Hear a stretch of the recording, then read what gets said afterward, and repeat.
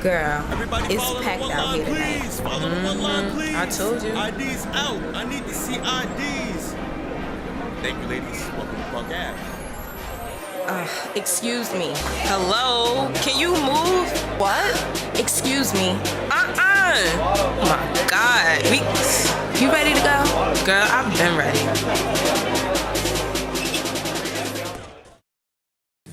You think Harriet Tubman was walking around in a fucking new shiny fucking dress on with a crown on her fucking head when she was taking slaves? To freedom! Just need to remind you. I was not expecting that. I was not expecting to freedom. That's what Nicki said. Pop my pussy, pop my pussy, pop my pussy. Do you know what popping my pussy meant to Harriet Tubman? When the owner came in to fuck her, is that what? Do you know what it meant to her? Say it to her. Say it to Sojourner Truth. Say it to Rosa Parks. Say it to Coretta Scott King. Pop my pussy. Say it to Mary McLeod Bethune.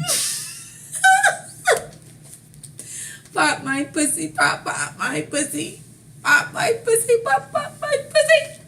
I just, Nicki, y'all just out here doing the most, and I can't really deal. I just think, y'all really can't fix y'all lives. Bitch, you had that explosion. To freedom!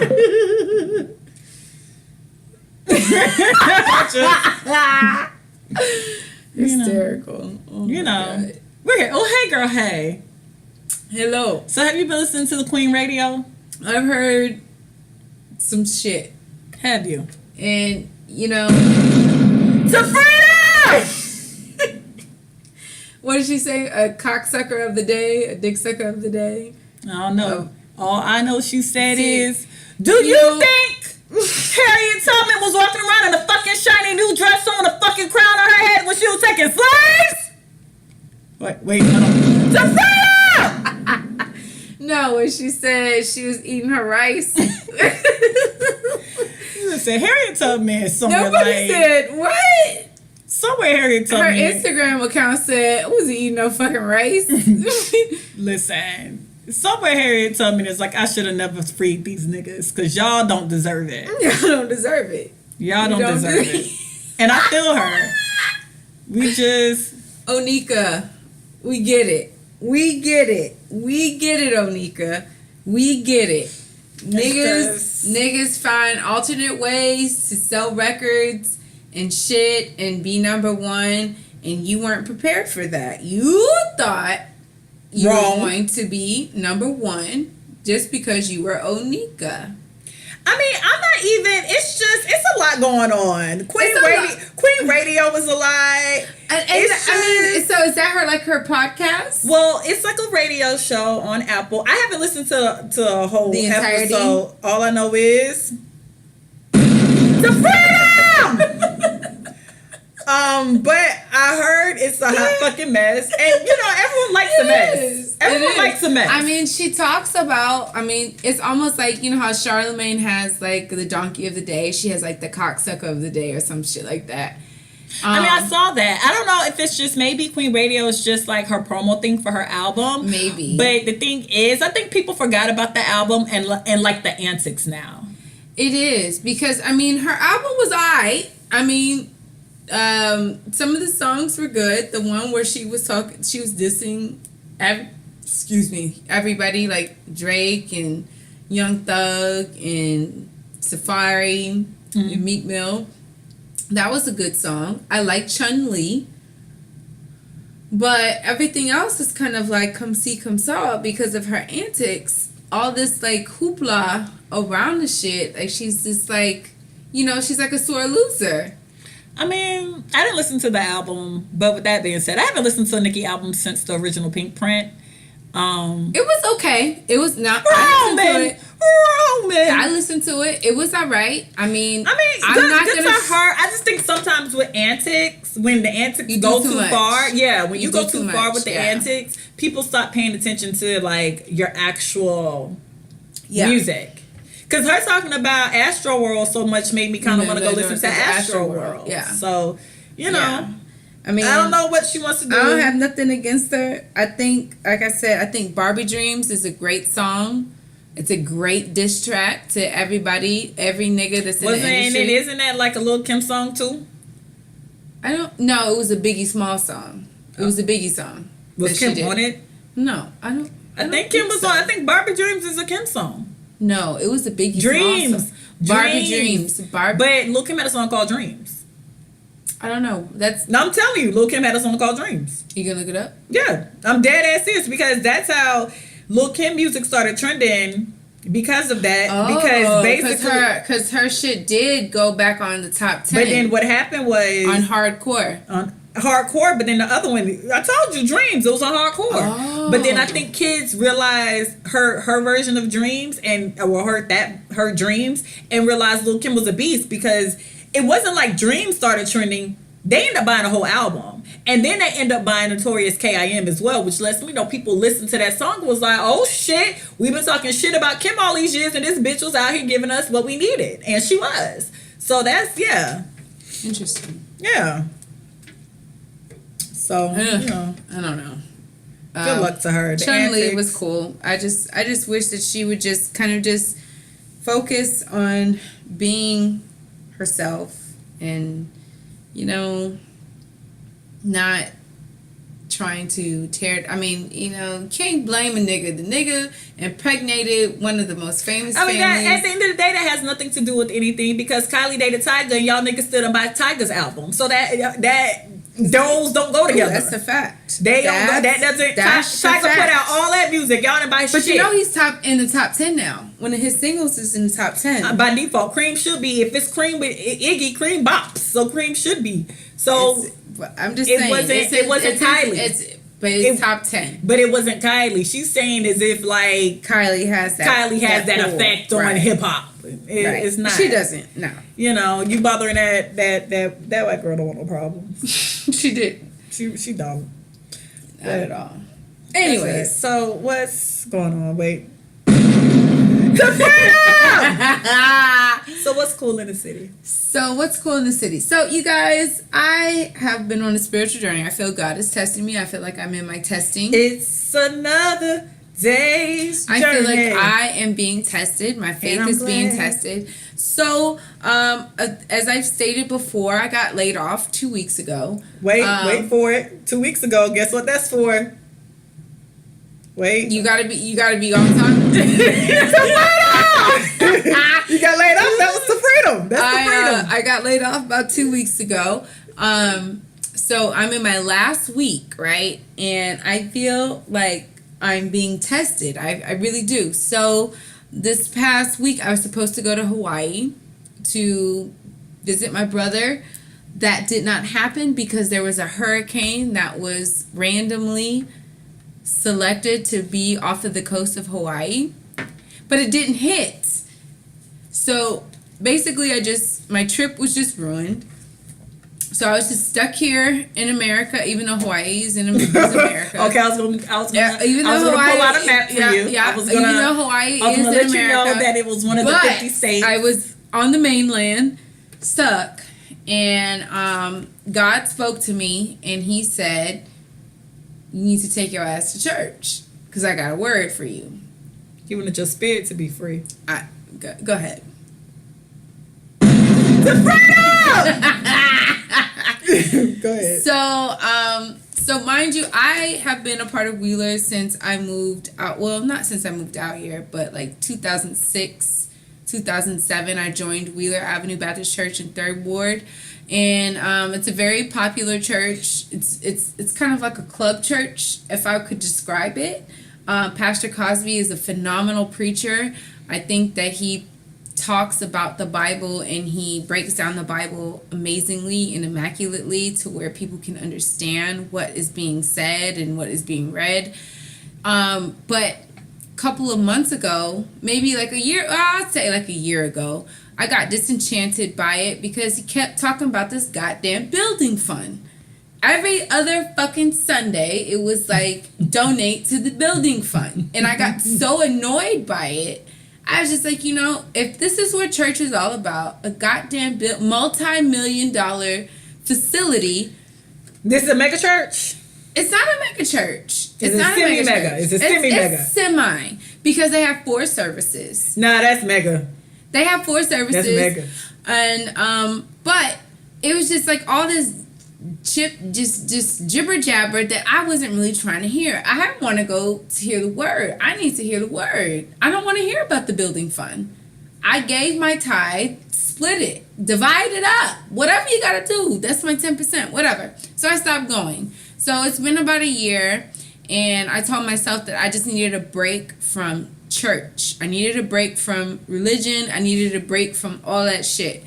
So just kind of like just going through the flow, ebbs and flows of life. And then so I just literally this past week, God was just like, go back to church.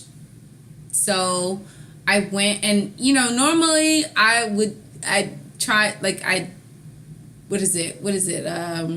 argue with myself. Mm-hmm. Like, nah, you don't fucking need to go. Fuck that shit. You don't need to go. Fuck it. Whatever. Just stay in bed. But it got me out of the bed. I put on my clothes. Put on your Sunday's best. I put on my little church dress. And I said, you know what? I need to show God that I'm dead ass serious, that I am about the life that He wants for me. Like, mm-hmm. I'm dead ass serious. So I know that tithing is very important in the Bible, because it says that, bring the 10%, bring your tithes to the church house. Whatnot. So, mind you, I haven't tithed in like a year. My finances have been in shambles. I feel you. Everything has been in shambles. So I said, you know what? I'm going to give $100, even though I should not give $100 because I need that for other things. I'm going to trust God that much that I'm going to tithe $100, even though I have not made $100, to like 10% of that $100. So I've literally probably only made like maybe $40, $50 worth of that this week. So I said, I'm going to double my tithe just to show God that I'm dead ass serious. Like I'm serious about my life. I'm serious about following Him. I'm serious about a lot of shit. So I go to church. It was like crazy traffic. And Lord knows, when I see traffic, I turn around. Something kept telling me, just go through it. Push through it. I was packed. They obviously redid the parking lot at Wheeler. Shout out to Wheeler Avenue Baptist Church. I really genuinely love that church. They redid some of the parking lots of where I used to park at. So I had to turn around like 3 times because I kept missing the entrance because they redid it. And so finally when I parked, I got in. It was a line to get in. 1 o'clock service to me is like club service. That's enough time for you to that wake up. You done went out the night before. Club people. I like going to the first service. I like to go with the old 7 people. 7 a.m. Yeah, I like that one. I like the old people. I like the grandmas who cooking the dinner and have your dinner ready. I go with the ones that are the cocktail waitresses. Yeah, I like to go with the people who the club owners. Yeah, I go to that service. You go with the Center Saints. I like to go with the Saints. Exactly, I go with the Center Saints, and I was put on this row, and mind you, I like to get straight to the point. I like to listen to the sermon, and I like to pay my tithes. Everything else, it's you like praise and worship? Praise and worship is cool. Oh, okay. Praise and worship is cool because I got there early enough for praise and worship. I like a good praise and worship. But I like to listen to the sermon, and I like to pay my tithes, and I like to get gone because there's a lot of traffic. So my mind was like, okay, I need to sit at the back. I need to sit on the side, like right at the end. So that way, when everybody starts standing up, I can stand up, put my tithing in the pot, and then dip out. How about your day? Take it. I was in the middle. Got you. I was deep in the middle. That's what you get for going to the We Fall Down and Get Up service. And I was thinking about going upstairs, but I was just like, you know what? No. That's what happened when you go to the Mary service. So, and there's this one lady, I'll not, like, her face was just, you know how the pastor, because there was this meme on social media. It was like a bank robber, a DJ, and a pastor. And they say all and the they same all stuff. say the same thing. Uh-huh. And I just busted out laughing because the pastor was like, if you feel God, stand up. I don't hear you. Look at your neighbor. Look at your neighbor. Say neighbor. I encourage you. So I'm like looking at my neighbor, and she's just like looking at me like, bitch, don't you say a goddamn word to me. Listen, I'm just trying to follow the instructions. I looked at her and I was like, you alright? And she's like, yeah. I said, you sure? Listen, she blocking your blessing. God told that man to tell y'all to do it. You gotta follow the rules of church. I did. I tried to, and then I saw her like sneeze in her hand. Oh, she want filibuster. And she like wiped her nose, but she like that bothered me because I saw it from my peripheral. Oh, okay. So you know I was clapping. See, this is what when you go to the we fall down but get up section. That's what happens. You go with the saints. But let me tell you something. God knows my heart. God knows that I have been dealing with lack of faith. Mm-hmm. And the first song that I heard in the devotion, praise and worship, mm-hmm. the first section was, I believe in God. I have faith. That whatever, I don't know what song it was. I think the person that wrote the song was a part of the church. I'm not sure. But the basic underlining message was have faith in God. So that was my first indicator that, okay, I hear you. Hear you, coach. I hear you. So then the lady came and read the scripture, and then she said it again. The just will live by faith. I believe it was Romans chapter 1. And I said, wow, okay, God, I hear you. Loud and clear, coach. And then the pastor goes in and he does like 5 different scriptures about faith that basically say the same thing. Mm-hmm. And it really resonated with me because I'm just like, yo, number one, I really need to get back in church because that is, I mean, it's peace, man. You be feeling good. I felt really good. I felt so good. And even though today was like pure hell, but I felt really good in the moment. On Sunday, your soul really was good. clear. My soul was really good on Sunday, and the pastor said something that I thought about today was that when things happen to you in life, mm-hmm. that is a test of your faith. Faith was the topic, and I feel like my faith is being tested right now. Number one, because I'm laid off. Number 2, I have no idea what's going to happen. Mm-hmm. I have a lot of uncertainties. There are things happening, but I can't see them. I know that they're happening. Mm-hmm. I can feel it, but I can't. It's nothing tangible. I can't see it. I can't put my hands on it. I just feel it. But I just feel like my faith is being tested. And to me, what's cool in the city right now is really like going back to church and reestablishing your prayer life with God. I don't know what you listeners believe in. I'm not biased. I don't care. As long as you believe in something, I think it's important. Mm-hmm. Praying to God is important. I just think that's what really resonated with me. Like, I have to because if I don't maintain this relationship with him, mm-hmm. my life is going to be life is in your hands. Shit show. Come on, Kirk Franklin. And today, you know, it's so funny because, like, you know, while I was sitting in church clapping with my lady dress on and I'm tithing and I'm like, yeah, God, yeah, rocking and yes, Lord. Yes. I can't take it. Say that faster. I get to work today. I'm like, man, fuck this shit. Fuck everybody. Fuck. I can't fucking believe I'm getting fucking fired. I can't believe this fucking shit. I'm like ready to fuck somebody up. I had to take like 2 walks today. Just listen to gospel music when you feel that way.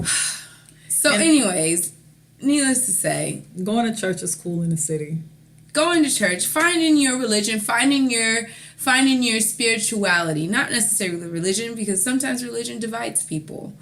And I don't think you should look at religion. I think you should look at your spirituality. Who are you praying to? Who are you giving your best to? It doesn't even necessarily have to be like church, but like, I just think it's important to have a relationship with the universe, your higher self, your Buddha, your Mary Magdalene, your mother, baby Joseph, Allah, Jehovah Jireh, Jehovah Nisi, Jehovah. Wait, like I said, Jehovah Jireh.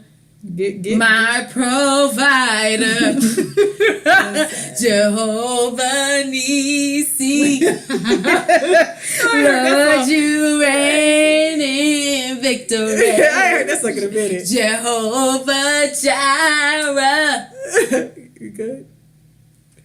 My Prince of Peace. Anyways, guys, go find you some spirituality, find you some religion, love God. God is available. God is He's an on time God. He's on time. Yes, he is. Whoa, on time. If y'all need a church to try out, even though Wheeler Avenue is a club church, it is very clubby. Go to the 7 o'clock service. Go to the 7 o'clock. I don't go to the we fall down but get up section. If you want to go to the 1 o'clock, I would suggest you get there like 12:45 and just be in the parking lot ready, because once they let out, you can get in right before that prayer starts, because there's this one lady that she does pray a long prayer and she can go a little overboard with it, but you can get you a good seat. Well, listen, this is to Jesus and to but that's it. Well, this week my Woman Crush Wednesday goes to Wanda from the Bernie Mac show. Wanda is played by Kellita Smith. I feel like Kellita did a whole bunch of cameos in the 90s, but I most remember her from is the Jamie Foxx show. She was Fancy's best friend, well known as a gold digger. I loved her. She was trying to fuck Kobe, trying to get on the Lakers bus, and I stand a person who knows what they want. She's truly a legend on Jamie Foxx show. But we're talking about the Bernie Mac show here, and Wanda is my Woman Crush Wednesday because Wanda was fine as fuck. Kellita got a bad body. Like, Kellita is milk chocolatey. She's milk chocolatey. She had like the perfect shape. Her booty was fat. Like, and she had like this spunky attitude that I always liked. And the thing too about that show was even though Bernie Mac was actually playing himself on the show, so Bernie Mac was actually an entertainer who had money and they lived in a good neighborhood and the whole nine, Wanda worked. She was like in corporate America, like an executive or something. I can't remember the company, but she went to work every day when she really could have just been a housewife at the house chilling. So I stand a bitch who fine as hell and who got her own. And she also gave like selflessly to them kids, because in reality, your husband come home talking about y'all about to raise 3 kids from the hood in Chicago, and you're not a mother. You will look at them like, you'd be like, what the fuck? But she really was just like, all right. And she kind of took it in strides, and she really did connect with them kids. And her ass kept Bernie Mac in line. We know Bernie Mac. Bernie Mac show actually, time out. Bernie Mac show was one of the best in like my top 5 family shows, like with a mom and dad with kids. The only thing about Bernie Mac and the other show, Everybody Hates Chris, the Chris Rock show, they came at a time when television was changing for African Americans. Like, they were in that space where they actually were getting rid of all of those black sitcoms like Moesha and Martin and the Parkers and Jamie Foxx show. All those shows were leaving. So they came in a space by themselves, so they didn't get the attention that I think they actually deserve, because anybody who watches Everybody Hates Chris comes on all day every day anyway. But if you watch Everybody Hates Chris and Bernie Mac show, they are 2 of the funniest shows. But then really Chris funny. Rock and Bernie Mac are 2 of the funniest comedians as well. So it's like they said like that's when like UPN was colliding with CW, and I think Bernie Mac was actually on Fox. Chris Rock show, Everybody Hates Chris, was actually on CW. So with the way the television was changing, because now, I mean, they're getting back to black television, but it was an era where there was all these black shows, and then it just wasn't. Bernie Mac and Chris Rock show really came on that line of black shows disappearing. So I don't even think they got the respect they deserve, because Bernie Mac hated them fucking kids. And that shit is funny because he hated them kids so much. Jordan was a tyrant. Baby girl was like super cute out of nowhere. She was just like random. Niecy Nash was on Bernie Mac's show. Anthony Anderson was on Bernie Mac's show. It was just a funny show. And Wanda clearly was like the focal point in parenting, and she didn't believe in beating kids, versus Bernie, who was just like, I'm about to beat their ass. She definitely was like very much a white woman about a lot of stuff, which made the show even funny because she kept bringing Bernie back to the middle because he was just so far-fetched. Yeah. So shout out to Kellita Smith. Kellita Smith is fine as hell. And she still is Black fine. don't crack, baby. Black don't crack. She fine as shit. And Black I'm don't with it. crack. But that's that. Also this week, I'm famous now. I'm an honor. Technically, I'm one person away from Janet. So, you guys have heard the episode where I have caught Ebony in comments. Listen. And I stand a LaToya Jackson. We stand a the Jackson. The legend LaToya Jackson. And you've heard on another episode where we've discussed our admiration for LaToya Jackson. We constantly like and comment on her page as well. So NatoyaEbony has reached a peak in her I have social media career. On Facebook, I like to call it the Ebony Stans LaToya Jackson show. So each week, as I like her comment, as I comment on her post, she comes through and she likes them. So I screenshot all the posts she likes for the week. And then I line them up on Facebook and put it and let everyone know that you've been LaToya, active. LaToya has liked 4 or 5 of my posts. You've been active. So I call it the Ebony Stans LaToya Jackson. So what happened today? So a family member came through and was like, you know what? I'm waiting for the day she comments. She said this yesterday, and I'm like, listen, if LaToya Jackson comment, come get me off the floor because I'm gonna be hollering. So today, LaToya was sitting on a throne. Her hair was, her wig was laid. She had her hands crossed, feathered out, nails done. Because LaToya keeps a full set. She does, and they be long too. LaToya keeps a full long set. Yes. So I was like, wow, look how regal she looks. Look at this.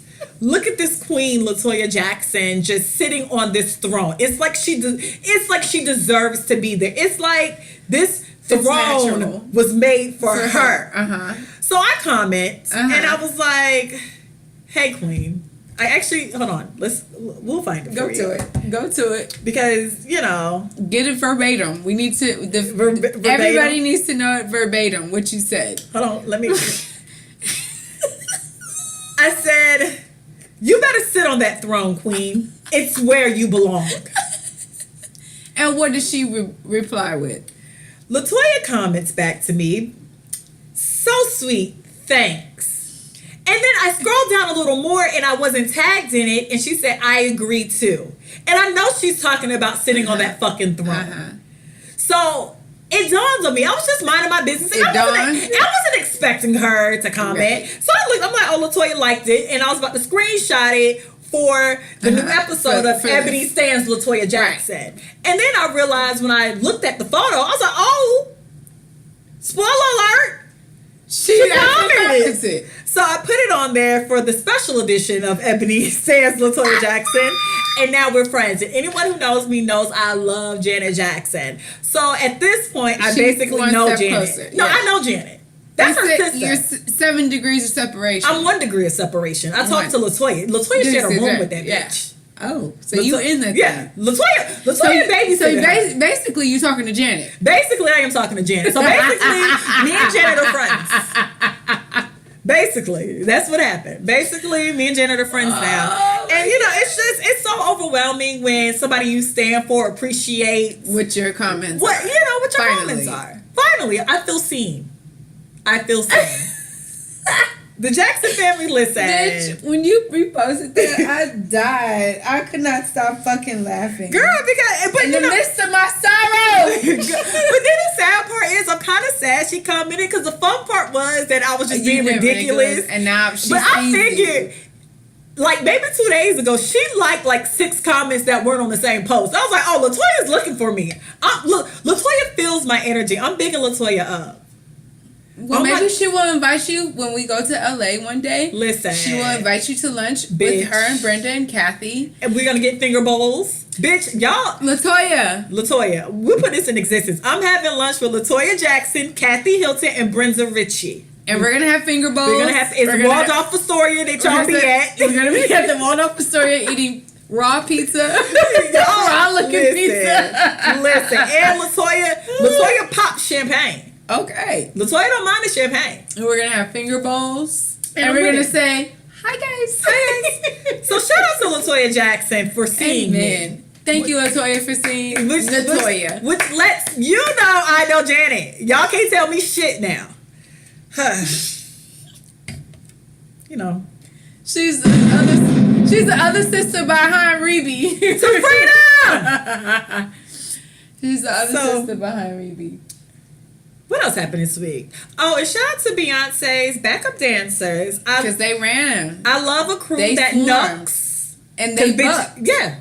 They knucked and they bucked. And I'm with it. And first of all, I see people kept commenting and talk about where's Julius. Are y'all niggas dumb? Like, Julius is one person. Do you think Julius is in the front of the stage if Beyonce's walking to the back of the stage? Wouldn't Julius already be at the back of the stage ready to assist her? Julius probably knocked his bitch ass out. Nah, but that was on the Phillips. Was it the Phillips Arena or the Mercedes Benz? That was the Mercedes Benz.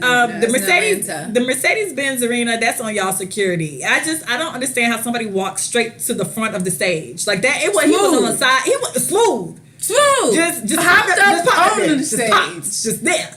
Yeah, that was a little skipped. And skipped past the dancers. I think it's funny that the dancers at first, because you could tell they're kind of confused. Like, what's happening? But then when they realized what was happening, I stand a crew of niggas that get down with the get down. And they got down. Them niggas in their bodysuits and cat suits was ready. And they was doing their dancing. So and then give them niggas a raise. They deserve Beyonce. Them niggas double as security. Give them a raise. That's double pay. Indeed.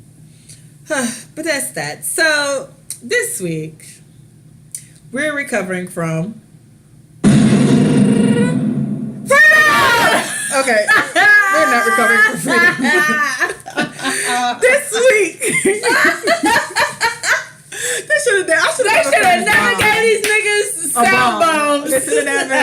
Y'all should never gave me a bomb. Oh my god! But this week we're actually recovering from dating Dealbreakers. Dun, dun, dun, dun. Oh my god!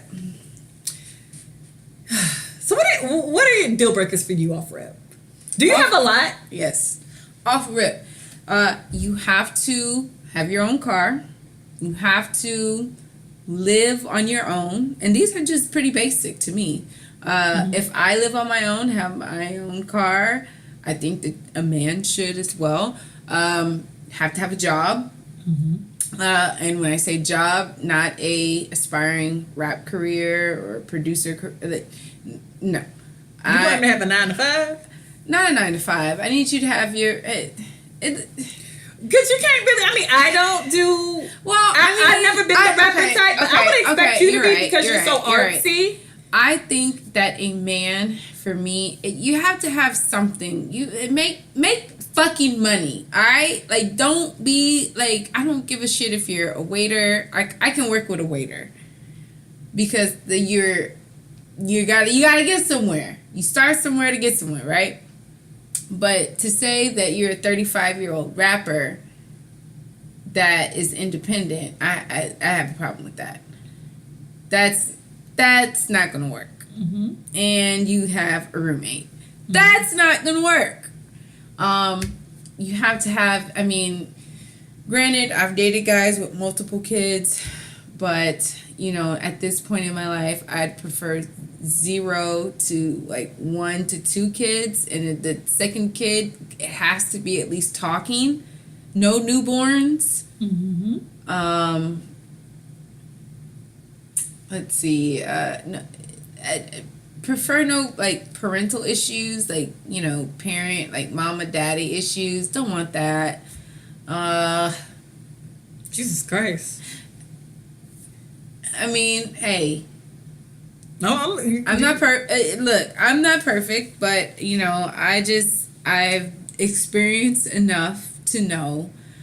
What do you think so do you think are deal breakers, do you learn those through dating, or do you think you just naturally have these things that you just learn that through dating? You do? I think you learn what you don't want through dating. So it's trial and error. Your deal breakers come from trial and error. Absolutely. Because, I mean, we've all dated guys that we've said, you know what? That's a red flag, but I'm going to see him through it. Is there exceptions to the red flags? There's exceptions. Well, actually, okay, hold on. Well, my deal breakers are you can't be broke.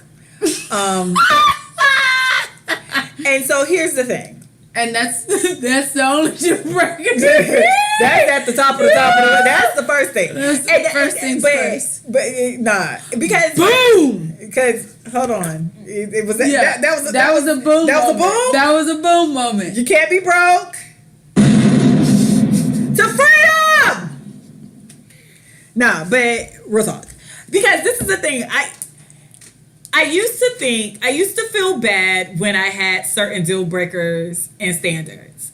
And then I got older because, you know, you don't want to be called like a gold digger or like you're after somebody's money or high maintenance or bougie. Like now bad and bougie is like a compliment. It was a time when people said the word bougie, it was actually an insult to people. It's like, oh, you bougie. And it was just like, she acts so bougie. Mm-hmm. I had a good childhood. Like I had a nice time. Right. And I know me. I'm more aggravated if we can't figure out how to pay rent. I know that because I've been by myself not being able to pay rent. Mm-hmm. I'm more aggravated when I can't. It's some stuff I can let slide. But us not having money and being... And when I mean money, I mean I have dated millionaires before. But when I'm saying money, it's not even like an obscene amount. It's like a normal working American paycheck. I'm lying. It's a... I'm lying on that too. I'm lying.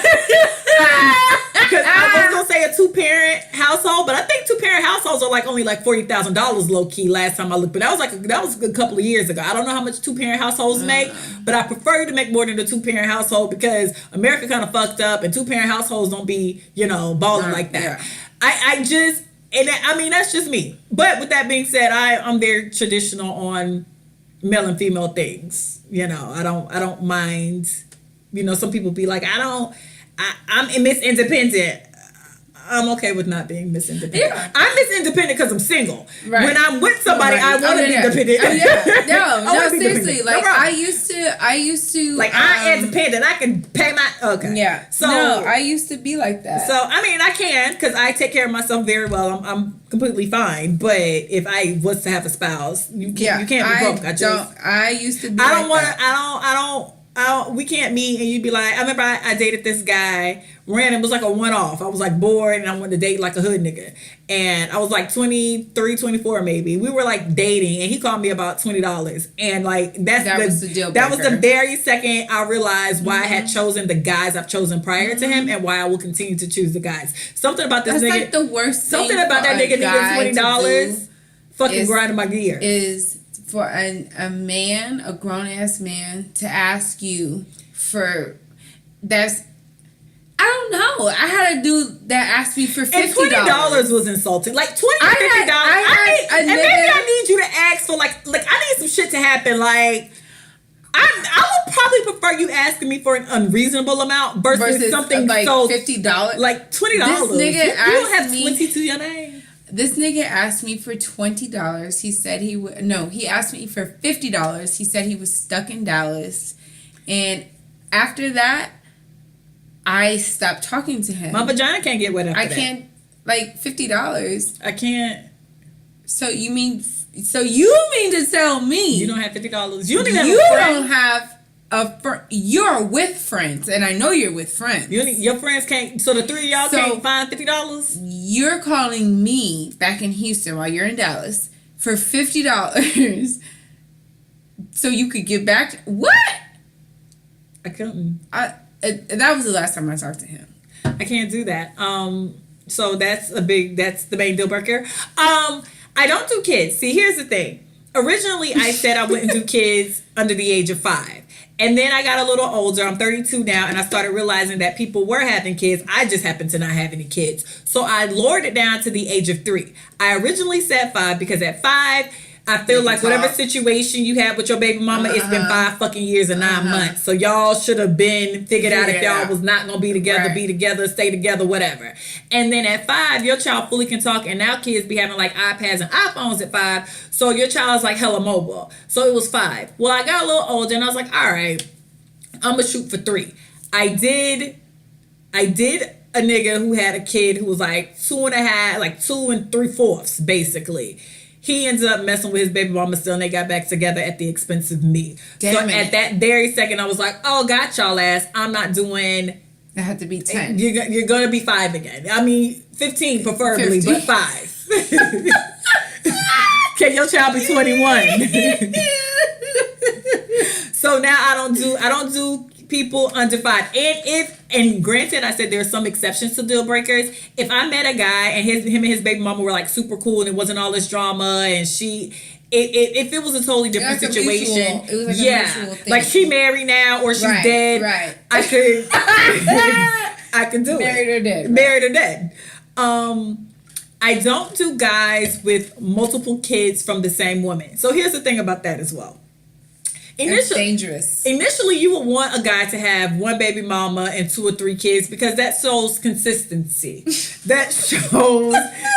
It does. It shows consistency. It shows that he can get one thing and stick to it. So I'm like, this is amazing. You're dedicated. This is amazing. Right. You're consistent. You're shooting 3 for 3. Yeah. Right. You know, you got 1 chick, 3 kids. You're shooting darts. Here's the thing. Too much history. I dated a nigga who had 3 kids. 1 was 10, 1 was 2.5, and it was like 1 in the middle. She was like 7. That's too much history. Them niggas was off and on for too many years. I lost that battle. So at this point, if you're going to have kids, I prefer, if you had 3 kids, I need to split between 2.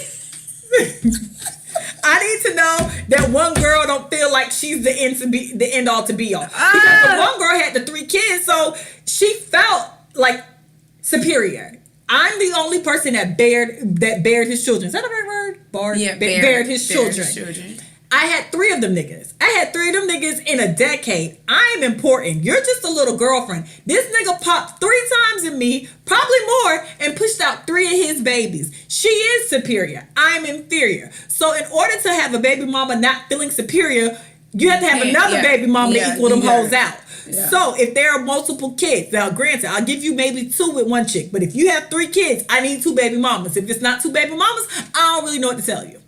That's true. But that's just my experience. That's true. Don't judge me. I don't need your negative ass comments. You know, your deal breakers are your deal breakers. My deal breakers are my deal breakers. Kids are a blessing, but you can't be broken. You can't have 1 baby mama with 3 kids. So would you date a guy that lived with his parents? Here's the thing about that. So I dated a guy that lived with his parents, but he actually paid for the house. The house was 5 bedrooms. It was sprawling over these acres. It was a gorgeous house. He lived with his parents. He paid all the bills. There's a difference between living with your parents and your parents living with you. So I dated a guy, right? And this is how basically we fell off. So at the beginning of our time together, he used to come over to my place. Now, I'm not stupid. I know when a guy is always constantly asking to come over to see you. He homeless. He doesn't have a home, or I dated someone who was low-key homeless. Or he lives with his parents. My nigga was homeless. Well, this dude lived with his parents. So I mean, we hung out several nights, whatever. And then one night, I believe it was a Sam Houston homecoming. Mm-hmm. And he went to Sam Houston. He called me one night. He got hella drunk, and he told me, he was like, I want you to come over to my house. So I was because at first he told me he lived with his brother. So I was just like, oh, okay, you know, whatever. So then as time progressed, he was like, I want you to come over to the house. I'm on barbecue, blah, blah, blah. Mind you, he was That sounds like fun. His parents might be fun. So I was just like, all right, cool. So then he was just like, well, if you come over to my house, you're going to meet my parents. And I was just like, okay, well, if you want me to meet your parents, then you're inviting me over, so clearly you want me to meet your parents. And he was just like, well, I live with my parents. So then I was just like, I said, you know that record scratch there? So I said, okay, well, cool. Well, we can talk about that whenever you get back into town. It's not a big deal. I mean, if my parents lived in Houston, I'd probably live with them, which is probably not true. But, you know, I just tried to relate. And he was just like, so would you talk to a guy that lived with his parents? And I said, but 9 times out of 10, no.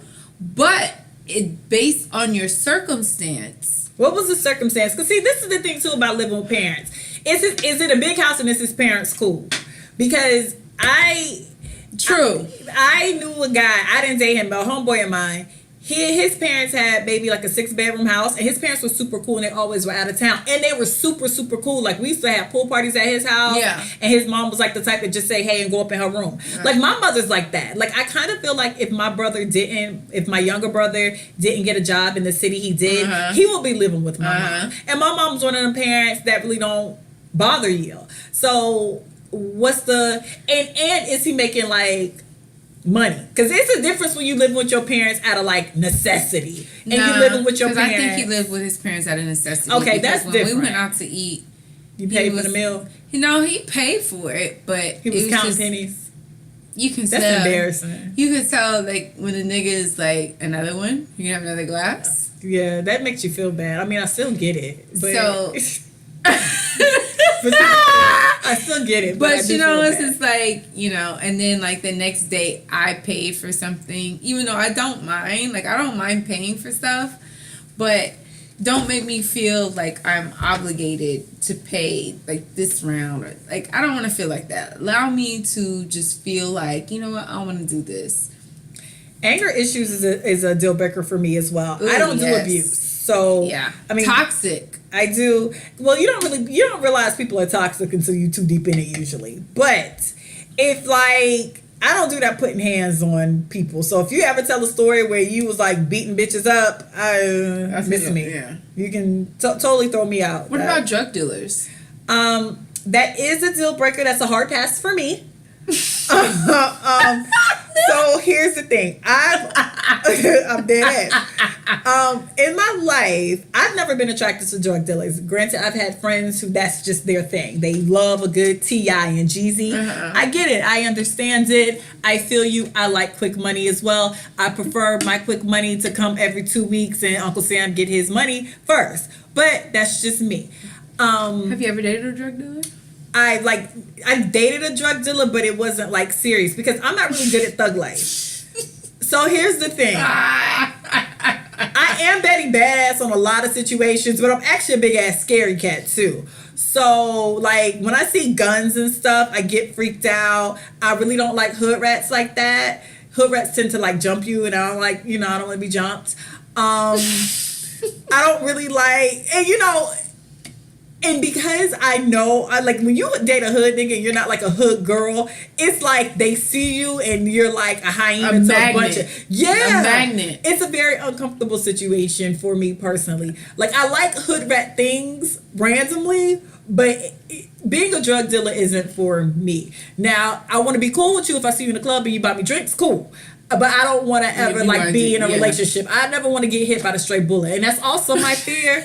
A lot of people be getting taken out because niggas be shooting the car and you be in a car minding your business just trying to go to Chick-fil-A. Let me tell you something. That's all. I just want to go to Chick-fil-A. Tell you a funny story. You almost died. So you almost died. No, I didn't almost die, but I was dating this guy. He was into that street life, right? And I remember this was maybe 5-6 years ago, and I'll never fucking forget that shit. Because we had went to Swagger we were supposed to go to the movies. I don't remember what movie we were supposed to see, but we were supposed to go to the movies. And he was like, I need to do a drop first. So at the time, I was just like, a what? Oh, I know what a drop is. And he was like, I need to do a drop. And I was just like, all right, cool. I didn't know what that meant. Nope. So he goes, you want to ride with me? Nope. So I was like, again, I didn't know what that meant. So I rode with him. Nope. So he's like, so we get in a car and he has this stack of cash. And it was like a fucking big ass knot of cash. And I was just looking like, what the fuck? And then he opens his glove compartment and he pulls out his gun. So I was like, oh my god, oh my god, as he's pulling off and driving down fucking 59. So I'm like, Jeezy, the snowman. I said, oh my god, so I'm like putting on my fucking seatbelt. So you can get shot and then be stuck? And then so like, I remember he looked at me, he goes, hold my gun. So you put the prints on it? So there was a scene on Goodfellas where he beats this motherfucker up and he walks. So Ray Liotta beats the guy up and he goes up to the girl and he was just like, hold this. And she holds it. And I thought of that when he told me to hold his gun. So I was just like, oh my God. So I'm holding the gun. He goes into his place. I don't know what the fuck he gets. He comes back out. And I'm just like sitting here with this fucking wad of cash next to me and his fucking gun on my hand. Thug life. And I'm just thinking like, oh my God, you was Charlie Baltimore. Like, oh my God, I'm really out here living this fucking life. Like, I'm really like living this life. So we go, he drops off whatever to his friend or to whoever the fuck. I was not trying to pay attention. And we go back to Swagger. And I'm just like I'm in like shock because I'm just like, whoa, what the fuck did just happen? You out here being Charlie Baltimore in a Ja Rule video. So we're like in his car and he's talking. He's just like, okay, so what time did the movie start? Like we have like there's like one more show, right? Like we can go to the one what is that? Not Greenway Plaza. Greenway Plaza. He's like, we can go to Greenway Plaza, whatever. I just started crying. Literally, I couldn't even control it, Ebony. I couldn't even fucking control it. I'm a better thug than you. I couldn't even control it. I just start boo-hooing. Like, just like, like crying, hyperventilating. He was just looking at me like, what's wrong? And I'm just like, you know, my brother's sick. And, you know, he texted me while you were out. And I just need to get home and blah, blah, blah. And he was just like, what? And it made no sense, but I had to do whatever I had to do to get the fuck out of there without looking like a lame. And I called the police on the drug dealer before. No, I did. My roommate was dating Thug 101, and I was just like, he came from Atlanta. He stayed with us. We were in college, and he was trying to rob the Waffle House. He tells us the plan.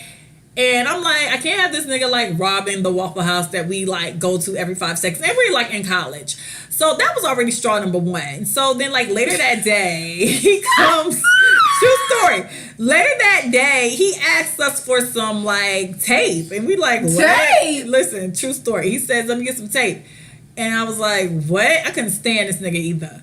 And so he comes out with like a brick of cocaine, and I had never seen a brick before. Like I didn't hang out with people like that in high school. I ain't know nothing about that. I don't even think I seen a brick on TV. Like I had never seen. Well, maybe like on like a gangster movie, but then I didn't even really watch gangster movies like that. I didn't see Scarface until after I graduated college. So he comes with the brick. And he was like, yeah, let me get the tape. So we all sitting in the living room and he like taping up the brick. And I'm like, oh, fuck no. So I called my mother. My mother like was like, I'm about to call the police. Kim was like, I'm about to call the police. And so my mom called back and she had like the property manager on like three-way and they were like, y'all leave the house. So we left the house and the police came like in the house looking for the cocaine. But by that time, he had already left. So they couldn't wow. even get it. Yeah, we straight up call the police on his ass. So no, I can't date a drug dealer. That's a deal breaker. Because I don't have to send nobody to jail, and I don't want nobody shoot me because I send them to jail. Yeah.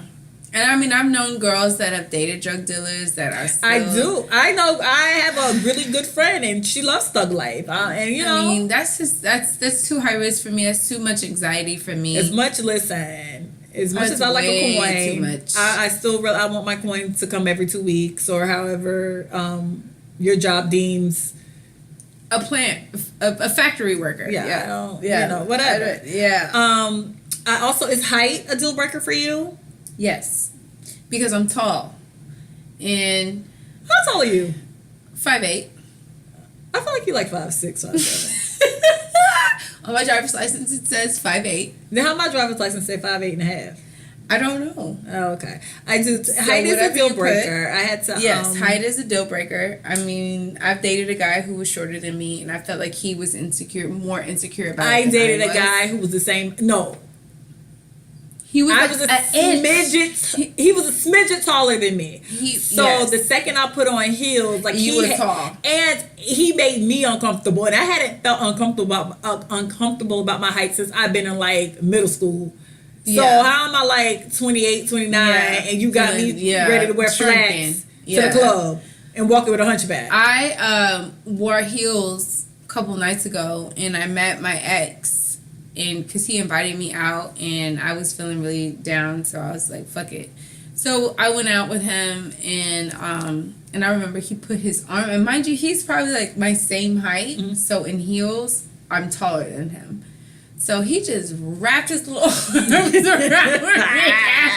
And I just thought that was so funny because he was like... And I got spoiled because my first real boyfriend was like 6'6", and the one after that was 6'8".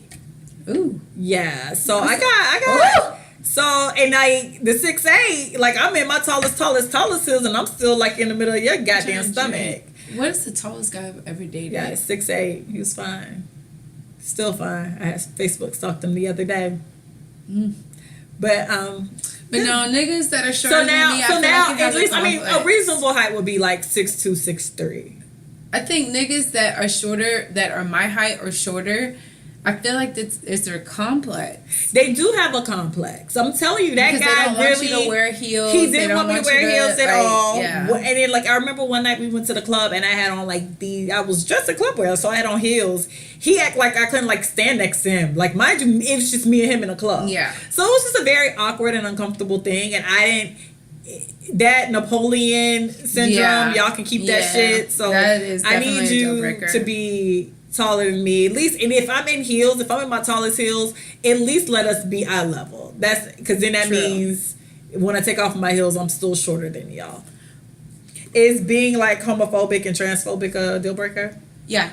It's a deal breaker for me because if I have kids, I don't need you like threatening my child's life. Because I like hear a lot of people do like I've heard a lot of men say like, if my son gay, I'm gonna kill his ass, I'm gonna beat his ass, or if he's trans, I'm gonna kill his ass. And it's like, no, I don't need that energy to my kid, yo. Like I don't. No, I don't want anybody that's gonna be violent or biased towards anything. Like you have to be just neutral. Like I don't even like guys that are rude to waitresses or waiters. I don't either. Like I feel like, to me, any guy that is rude to a person in customer service, that's a deal breaker. Like I think that that's so important because number one, I used to be a waiter or waitress. And I mean, we work in that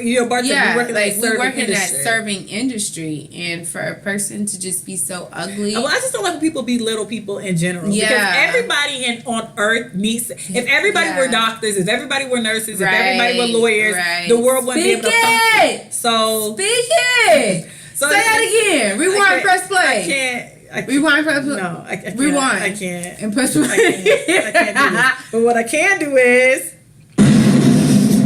To freedom!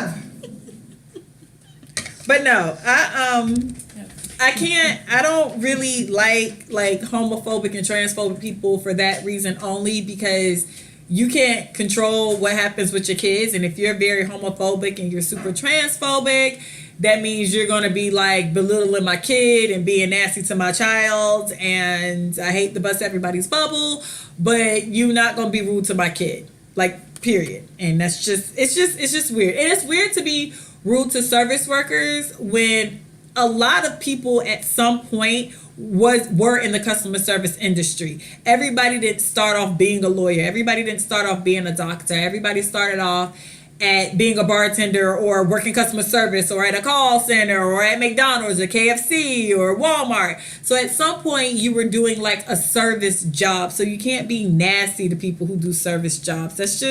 That's weird and disgusting. Is age a deal breaker? No. Age is not. Age is probably like the only thing. Age ain't nothing but a number. That is not a deal breaker. Age ain't nothing. When I was 22, he was 43, 44. Age is a deal breaker for me. Really? I don't do too young. I just started recently dating my age because for the longest I dated a few years older than me, especially around 23, 24. It was a wrap. I was like, it was 34 plus. Now back down. I've leveled out to 32 to 50. 32 to 50. I wouldn't do anything under 25. You shouldn't. 26. No, 27, 28. Yeah, I don't do too young. I don't want anybody under 30. Preferably not under 35, but I cannot do under 30. Under 30 is just, it's a weird demographic. It's a weird group. It is. Is that Z-Geners? I think that's official Z-Geners too. I'm not too sure. It's a weird group. Yeah, I feel like those are the Z-Geners. One, I don't have time to train up a child. Please don't train up a child. And I look at my little brother. He's 22. God bless him. They're just different. They grew up in different. It's dark times. Very different. It's dark very times. Different. It's dark times. And honestly, dark times. No. Is relationship status a deal breaker? I'm just asking because some people have like married boyfriends. Honestly, so I look at like this, like not to say that I'm here to be like a homewrecker. You Jezebel? No, I'm not a Jezebel.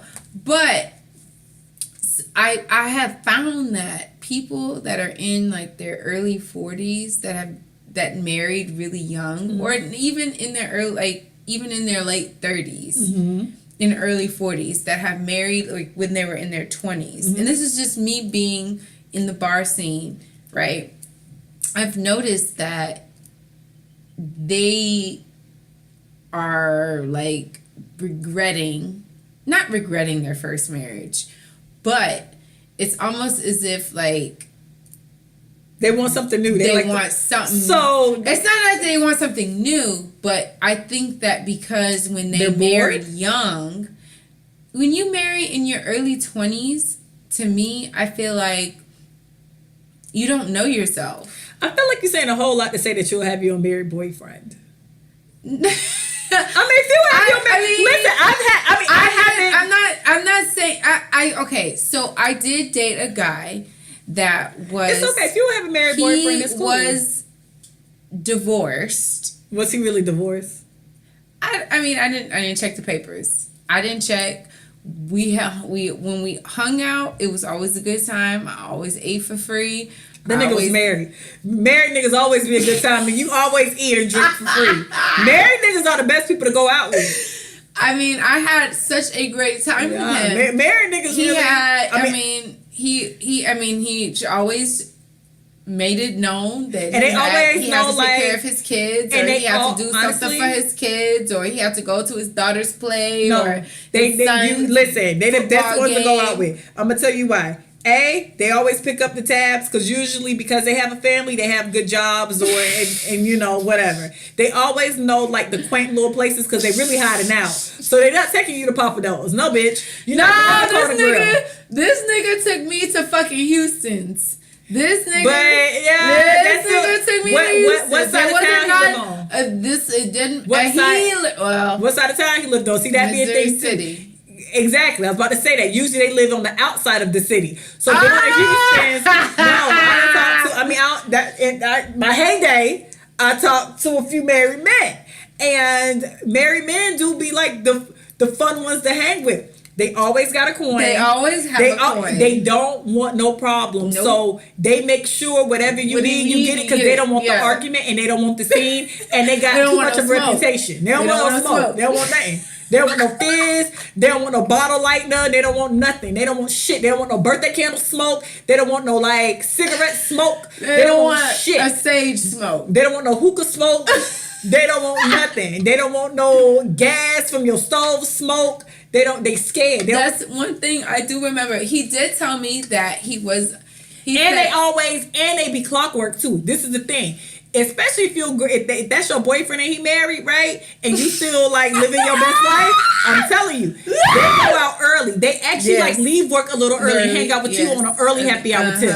They out by 7, 8 o'clock because they got to go home to a whole wife and kids. This one and see, this is the thing that I didn't understand because it was so like, okay, I didn't understand it. Like this nigga would stay the fuck out. Like he never went home. And I remember asking him, and I'm just like, yo, like, I know that you're not 100% divorced. Like, I just don't understand. Like, and he's just like, well, I don't want to be at home. But then when situations like that. And he said, he's like, we're divorced. Are they together now? You know, I have no idea. I really don't know. I don't know. I know his house got hit by Hurricane Harvey. Oh, I know that. Listen, all I know is married man will get you a hotel room and creep and be on their way. Now that was my heyday. Now I don't do that now. I don't do that now. I don't do that. That's too much. I haven't messed with a married man in a while too because then I started getting older and I was like, shit, I'm gonna be somebody's second wife one day. And you know what's gonna be very upsetting to me is when he talked to like the younger, because I didn't really want shit. I didn't want to marry him. I just wanted shit. I just wanted my nails feeling some Nikes. Right. So I know one day when I'm somebody's second wife, it's going to be some 24, 22-year-old college girl, and I'm going to have to like charge that to the game. I mean, I'm going to probably be crazy. But in the back of my mind, I'll be like, damn, should I charge this to the game? Because I really did some shady shit. I mean, now that I know, like, because, you know, nowadays, married men don't wear their wedding rings. I know a lot of married men that do not wear their wedding rings. Yeah, some of them fool you. And they fool you. But then they get you involved, and then next thing you know, they try to explain, well, I'm, you know, it's this or it's that or whatever. But like even with that last guy, like I knew he was. I just knew that the nigga never acted like a husband. He never went home. If that was the case, you weren't with him every day, because I'm telling you how niggas be tricky. No, I dated this nigga never went home. This nigga never went home. Even when he wasn't with me, I know the niggas he was with. Them niggas never went home. And them niggas, and I know them niggas was married, but them niggas never went home. I dated this one guy. He was like a music executive, but he had a badass house. But he was married. And I remember when the first time I went to their house, I knew he was married, and he like invited me to his house. But I was being a bird about it. So I went, and I was like 23, 24. I was being a bird about it. And he lived in the same subdivision as the White Howard. So they like it's just banging house after banging house. So I go in, and they had like him and his wife had like a portrait, like Gone with the Wind, like they described like the oil painting. It was like this fabulous house or whatever. So he basically propositioned me, whatever. A few months go by, we're still talking, and he had been overseas. He was supposed to be overseas for like 2 weeks, but he actually came home like 3 days early from when his wife thought he was gonna come home. And he had us like in a 5-star hotel suite. That's why married niggas, when I get married, I probably got some karma coming my way. But this is why I don't trust niggas, and this is why I know when I get married, I'm not gonna be trusting niggas. Like I already know I'm not really gonna be trusting my husband because I just know how shady people are. So now will I date a married man now? No. Have I dated a married man before? Yes. Is it a deal breaker now? Yeah, because I really don't feel like having all my. I want to stay the second wife. Retribution. I don't want him to have a third wife. I just want him to end up the second wife me. So that is a deal breaker. True. You being married now a few years ago. No, being married is a deal breaker. It's a deal breaker. Because especially now, if you really, you don't want that karma. No, fuck no. Because in the back of my mind, I always think kill a bit. I don't want to have to fight a 22-year-old. Because and since you don't call me ma'am, because that's what I do to older. When I was like in my 20s, I did that to older women, like to get under their skin. I'd be like, I'm sorry, what, ma'am? So when I see guys that I know that are married and I know that they cheat, it's almost, and then I see the wives and I look at them and I'm just like, what are you doing? Is cheating a deal breaker? Yeah. Okay. Only because I never shared anything when I was growing up. I never had to share anything. I never shared anything. Toys, clothes, shoes, nothing. And as I've gotten older, I'm a very possessive person. My friends are my friends. My stuff is my stuff. There's only certain people that have access to that. Like, I'm a territorial person. Like, if you're my friend, who is that bitch that said you're your best friend? I mean, I'm psycho and possessive too, but cheating, I can't really say that's a deal breaker. It might be a deal cracker. No, cheating's a deal breaker. A deal fighting, because I can't. Because I'm not going to fight a bitch. I'm not going to go toe to toe. And I'm saying that as the exception, because in theory, I would like to think cheating is a deal breaker. But then, where are we at in this relationship and what are we doing? Because if I'm like 2-3 years in and you cheating on me, I'm probably not leaving if you cheat on me and we 2-3 years in. That's just not how I'm set up. Now, if we just mad and you playing a whole bunch of bullshit games, then yes, I can like deuces. I actually prefer people to show me their hand early on because it's easier to leave them. Yeah. But I can't say cheating is a deal breaker because I don't know if we're like 2, 3, 4, 5 years into it, I'm just gonna be like, damn, that nigga cheat on me. That's fucked up. Maybe this is my karma. No, but I can't really say that. Now, early on, if I meet a guy and like it's like stuff that I know he ain't gonna be shit, I can leave it where it's at. But I won't say that in like a long-term relationship. What if he's never proved it? Like, what if he is a cheater, but you've never just caught him cheating? Then that's not really a deal breaker. And I can't. Listen, me and my homegirl talk all the time about like pros and like deal breaker versus deal breaker. So we would have a conversation. She was like, he's either poor and he's like rich and he beats you, or he's poor and he treats you like gold. A queen. Which one do you go with? And me and her go through these scenarios, and I won't answer these questions because you start realizing where people's standards and shit be at. But like for me, I don't want anyone cheating on me, and I'm possessive, and I've brawled in these streets, and I've been a fool, but I can't, in good faith, say 4 or 5 years into my relationship, I will leave somebody who cheats on me. What about a situationship? Will I leave a situationship? I would like to say yes. Have I? No, but I would like to say yes. I mean, in the cheating scenario, I would like to say yes because common sense says yes. Yeah. When you're in situations, your heart be totally different. And true. As tough as I am on a lot of things, I've realized through dating, I'm actually really soft on niggas. Yeah. And like I literally had to like work on having that same fucking energy because I really just didn't have the same energy. Like, and not in a sense of fuck you, whatever. Like I do all that rah-rah shit, but then if we date long enough, you just know I'm doing a bunch of rah-rah shit. Should be all right. Let her calm down.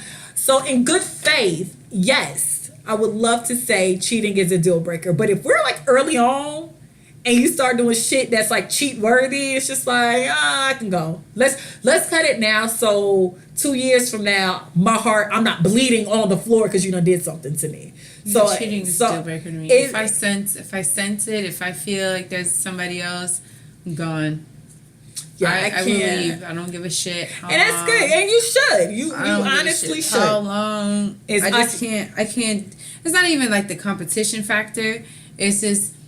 I'm not going to tap dance to prove. Hey, you need to pay attention to me. Yeah, and you should look at me. Like I'm not going to do that. I'm just not going to do that. In good faith, yes. In past decisions, how I've been, no. But in good faith, I would like to think I've learned so much. But technically, the last guy, when he played me, I was just like, all right, I'm good. But then I just already knew that I was going to be in a situation that I wasn't going to win as well. And I just didn't feel like being bothered. Yeah. Is like a certain occupation a deal breaker? Listen, I'll be honest with you. You can't be no SoundCloud rapper with me. You can't be no drug dealer with me. You can't be a drug dealer. You can't be like 35 and a rapper. You can't. Like, I want you to have. You can't be at a call center. I'm 32. Why are you at a call center? In case you're like, okay, no call centers. No call centers. So there's this cute guy. There's this really cute guy at HEB that I fancy a little bit. I'm not gonna lie. You can't be a bag boy. You can't be the cashier. He does a lot. Just because you want to fuck the bag boy, fuck the bag boy. He's not even a bag boy. Okay, well then fuck the cashier. He does. Maybe he can get your groceries for 15% off. He does do cashiering. He gets the buggies too outside. He doesn't do that. Okay, he stocks. He does stock. Okay. But I feel like he's young. Because I saw him today. Okay. Well, he's really cute. And fuck he the has cashier at HEB. It's okay. Well, dreads. Oh, because my vagina actually doesn't get wet if you're under a certain pay grade. No. I can't, I can't go backwards. I just can't find myself going backwards. I want to give him my number because he's cute. But then I have to talk myself out of it because it's just like, do I want to go back down that route? Like, you should. You know why? For freedom! I don't want to go back down that route. Yeah, I can't. I mean, I think, like you said, I think deal breakers are trial and errors. I do not do abuse at all. Don't tell me. Not even mental. Like, not just even like physical abuse, but mental. Listen. Toxic. Narcissistic person. Ladies, you guys need to be aware of narcissistic personality. It is running rampant. Like that narcissistic, like niggas that always talk about themselves and never ask you what you going through, how you going through, and even when you tell them what you're going through and how you're going through, and they always circle back and relate it to how they did something. That is narcissism. Y'all have to be aware of that. It's religion, or atheist. Overly religious people. That's a deal breaker. I don't like overly religious people. Atheists are deal breakers. Well, I need you to believe in something. Atheists are not surprisingly a deal breaker with me. I'm not shocked. Only because I feel like an atheist person, and I've said this to an atheist person. I feel like an atheist person is a person that has not experienced God. They have not experienced God. I beg to differ. Only because I know some atheists that grew up in church and can recite the Bible to you and tell you straight up they just don't believe in that shit. Again, I feel like they've never experienced. They can see a person. No. I get what you're saying, but I'm also saying they've had blessings. I'm like, you don't think that's God? Like, look how great your life is. But no. Again, I don't think it is I think perhaps maybe it was a learned thing. Like, people... I did not experience God until I got out of my family's clutches. But were you an atheist or you just weren't interested? It's not that I wasn't an atheist. I mean, I grew up in the church. But I feel like you just weren't interested. It's a difference being not interested in religion and faith and stuff and then just straight out saying, I hear what they're saying. I get it. I have this beautiful... Because the atheist I know has a fabulous fucking life. And when you ask how... He got this house and this car and all these great things. He'll just be like, I work. Like, the fuck you mean? Yeah. Like, I ain't pray to nobody. I honestly feel like a person who says that, they've never allowed themselves to experience God. Because fucking with God, it's a scary motherfucking thing. God is not for, like, if you really want to experience God, God is not one of those things where you can just say, I want to do what your will. Because his will ain't your will. And it's a lot of valleys more than mountains, because he wants glory. So to me, how I've explained it to people who are quote unquote atheists is that, like, I mean, that's not a deal breaker to me. I personally just feel like people who've never experienced God can say that. I know my ass should not be alive. I know, and I said this to my friend the other day because he said he believes in science. And I said, okay, that's cool. So he asked me, why do I believe in God? And I was just like, well, I believe in God because number one, I know I shouldn't be here. Mm-hmm. Because there's too many instances where I didn't even care enough about myself to be aware of certain things. I don't know who took care of me. Mm-hmm. So the only thing that I know that took care of me was God. It couldn't be anybody else. No, I feel it couldn't be anybody else. I believe in God, I don't know. I wouldn't date it. Being an atheist is a deal breaker for me. I'm not trying to take you to the water. I'm not trying to help you figure out who God is. I mean, it's a deal breaker for me too, because I just know a bunch of atheists. Take me to the water. And I just know a bunch of atheists I know a couple of atheists that have had religious experiences and just be like, nah, that ain't it. Mm-hmm. That's just life. Or have been following God and then life went left and they didn't get bailed out in time. So it's just like, y'all praying to a mother effer that'll do this to y'all. Mm-hmm. So I really, for me, being an atheist is a deal breaker to me, because I want somebody equally yoked. Yeah, and I have family members that are super religious but are married to people who aren't, and it was just a lot of issues when Sunday came, and it's just a lot of stuff, and I don't want to have to deal with that. And then your religion matters to me as well, because I watched a lot of you see a lot of people in general marry like a Muslim, but the woman wasn't Muslim, and then she became Muslim and then got halfway through it and realized that this is just way too much, or he's Catholic. Like, what your religion matters to me. Like, I need to know who you praying to, where you praying at. Yeah. Is it the synagogue? Like, where we at? I need to know what's your Jesus name. Is it Jesus?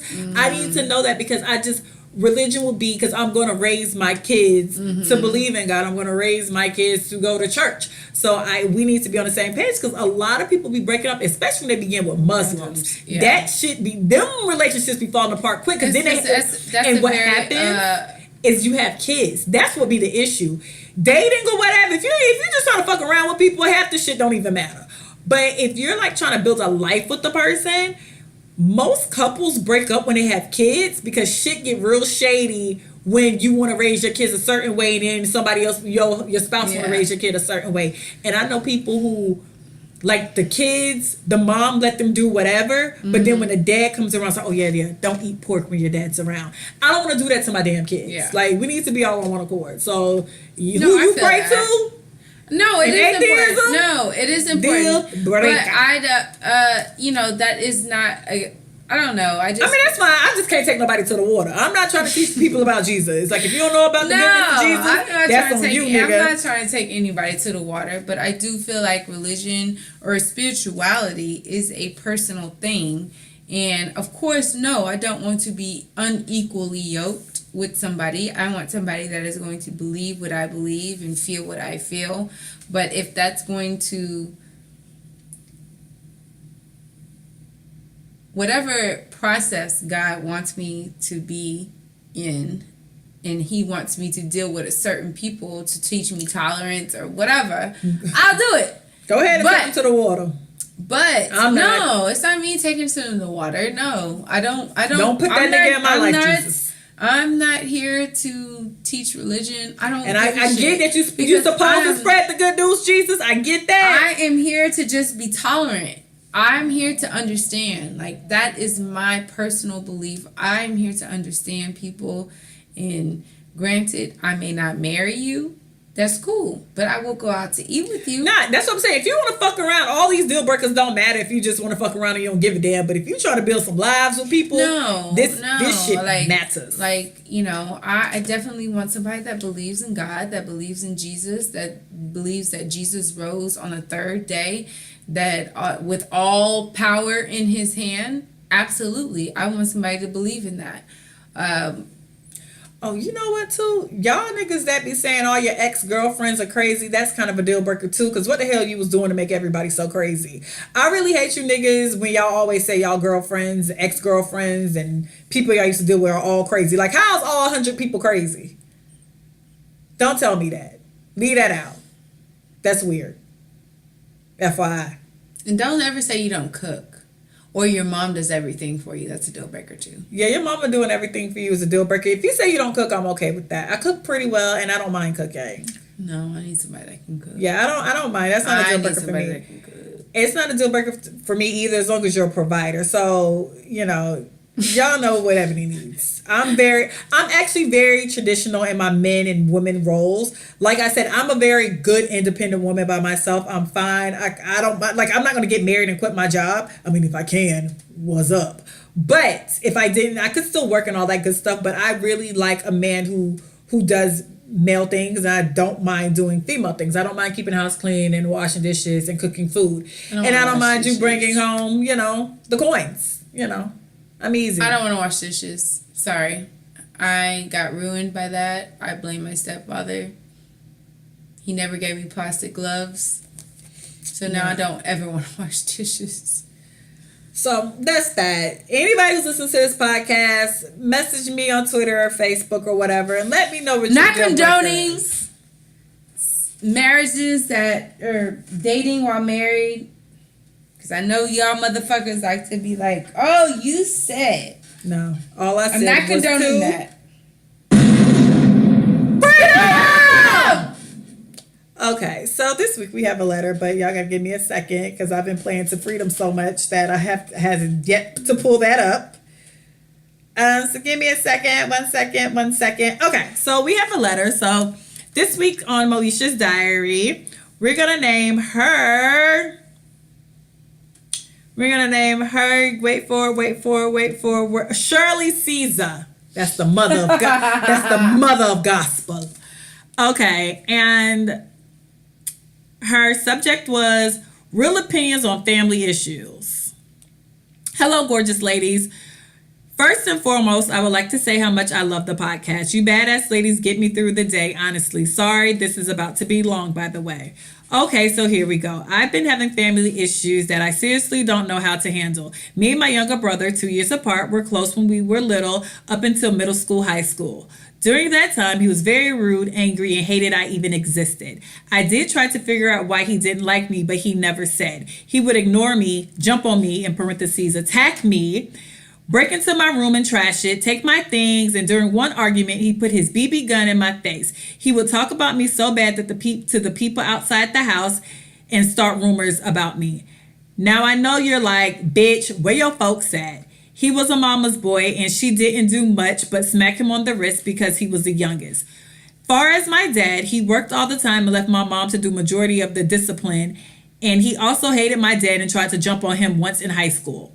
Once I went to college, I kept my distance and I really didn't speak to him. I would come home and he would either be gone over to his girlfriend's or his best friend's house. Fast forward to now, I just graduated and he's in college playing football. Mom begged me to go to his games and I only went to one. After that game, he didn't approach the family, nor did he acknowledge us at the gate. He called my mom and asked to meet her and her only, leaving me and my dad at the hotel. I texted him and told him that was extremely rude for him to do, and he snapped on me once again. He told me to never talk and never come to his games. He also called me everything but a child of God. After that, I never went to a game, no matter how many times my mom begged. My mom said I'm being selfish for not supporting him, but I don't think I am. He never came to any of my sporting events in college, nor came on campus for my graduation. My parents barely even showed to my events, and I was right up the street from them. They took off work for him and always treated him like he was the prophet. They never cared about how I felt, but always want me to follow behind him. Should I eat shit and support him no matter how much he hates me, or should I not put myself in an uncomfortable position and put myself first? I need some real advice. Respectfully, Shirley Caesar. Shirley need to let your ass know that she needs some real ass advice. None of this fucking joking shit. And with that being said, I got it. Okay. I kind of want to do To Freedom again, but I won't. Shirley, number one, I say that in this situation, and when you're dealing with toxic people, you have to do self-preservation is the first rule of the jungle.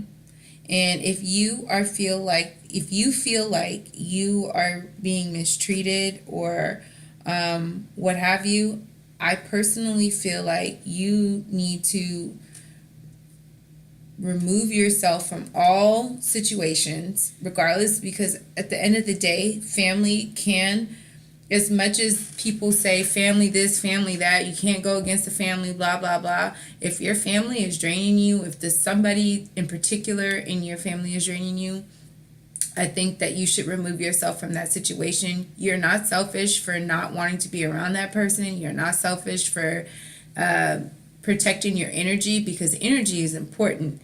If you have somebody that is that toxic, that will go and purposely say that they want one person and not all, that's toxic. And to me, just as an outsider looking in, I would protect your energy. And not to say that you don't love your brother or you wouldn't be there for your brother when times got necessary, but you have to protect you and you have to protect your energy.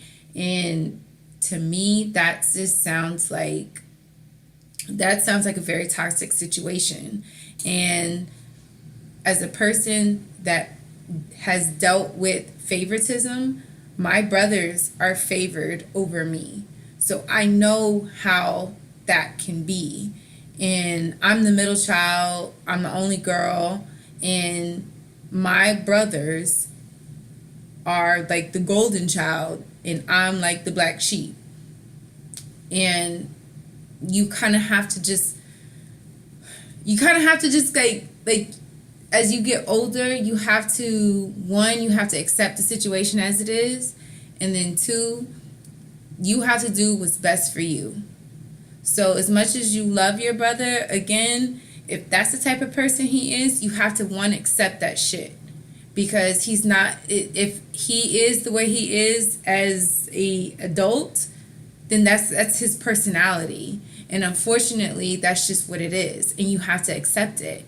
Once you accept it, it's easier to deal with. Like, you can laugh it off. You can be like, that doesn't bother me. Because there's certain things that happen when I'm around my family and I notice that favoritism, it doesn't bother me anymore. So in my opinion, I honestly feel like self-preservation is number one. You need to reserve all your energy, whatever. Don't worry about that shit. Worry about yourself. Focus on yourself. Focus on if it's a negative, if it has a negative impact on you, I would definitely focus on yourself. And then don't worry about that shit, because karma is a motherfucker. People will come back around full circle. It happens every time. When you do clownery, when the clownery comes back to you. The clown comes back to bite. Like, I'm telling you, like, that is real shit. Like, don't fight evil with evil. Don't do none of that. Just be a good person. Continue to be a good person. Continue to love. Continue to have compassion and empathy, and try to find some type of understanding to that situation. Because if you don't, it's gonna eat you alive. It's gonna bother you. And I'm telling you, as a person that has family members that prize other family members, instead of just loving everybody equally, like, I know how that feels. Like, when a person goes, just because that's your brother, like, you should support them even they on some fuck shit. No, that's wrong. So, again,